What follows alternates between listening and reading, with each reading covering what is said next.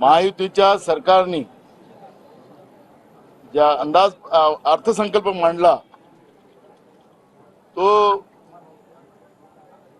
फक्त घोषणाचा पाऊस होता।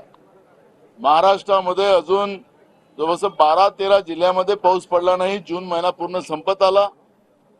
शेतकरी आभाळाकडे बघतोय, पाऊस केव्हा पडेल, त्यांना दुबार पेरणी करावी लागली।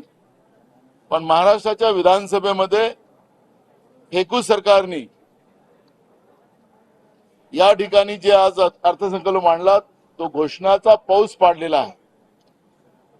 यानंतर आपल्याला लक्षात असेल की ज्या काही घोषणा झाल्यात याच्यामध्ये काँग्रेस पक्षाने ज्या 5 गॅरंट्या दिल्या होत्या त्याचा काही थोडा अंश आपल्याला याच्यामध्ये पाहायला मिळतंय।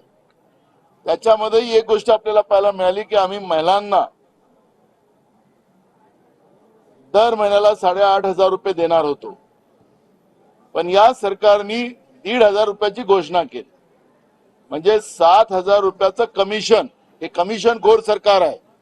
जसं कर्नाटकचं येदियुरप्पाचं सरकार आहे 40% कमिशन वालं होतं, तसं हे सरकार एकनाथ शिंदे आणि फडणवीस भाजपनी सरकार हे 60% कमिशनचं सरकार आहे। आणि म्हणून या महागाईच्या काळामध्ये 1,500 रुपये देऊन महिलांना त्यांना एक प्रकारे फसवण्याचा प्रयत्न राज्याच्या सरकारने केलेला आहे। दुसरं आमची मागणी होती की तेलंगणामध्ये काँग्रेसचं सरकार आहे, या सरकारने सगळ्या शेतकऱ्यांचं कर्ज सरसकट माफ केलं आणि त्याचप्रमाणे महाराष्ट्रामध्ये सुद्धा शेतकऱ्यांचं सरसकट कर्ज माफ व्हावं ही मागणी उद्धवजी असतील, जयंतराव असतील, मी असेल, आम्ही सगळ्यांनी महाविकास आघाडी म्हणून आम्ही मागितलेली होती। सरकारने शेतकऱ्यांच्या तोंडाला पानं पुसलेलं आहे। इलेक्ट्रिक बिलाच्या बद्दलची सुद्धा मी आपल्याला सांगतो की शेतकऱ्यांची फसगत करण्याचा एक प्रयत्न घोषणेच्या माध्यमातून राज्याच्या सरकारने केलेला आहे।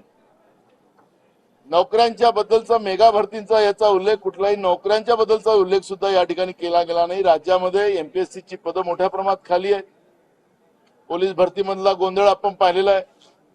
तरुणांच्या बद्दलचं सातत्यानं त्यांच्या जीवनामध्ये निराशा आणण्याचं काम केलं जाते। आणि एक गोष्ट महत्त्वाचं या ठिकाणी आपण पाहतोय की तरुणांच्या निराशामध्ये ज्या पद्धतीनं या सरकारचं योगदान आहे तसंच नोकर भरतीमध्ये ज्या ऑनलाईन भरतीच्या माध्यमातून त्या तरुणांना लुटलं जाते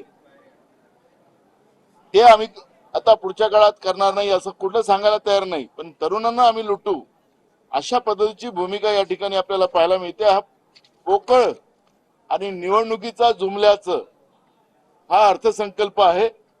याचं पोस्टमॉर्टम आता सोमवारपासून आम्ही चालू करणार आहोत। याच्यामध्ये आपण पाहिलं असेल की पहिल्यांदा हा अर्थसंकल्प असा आपण महाराष्ट्रातला पाहतोय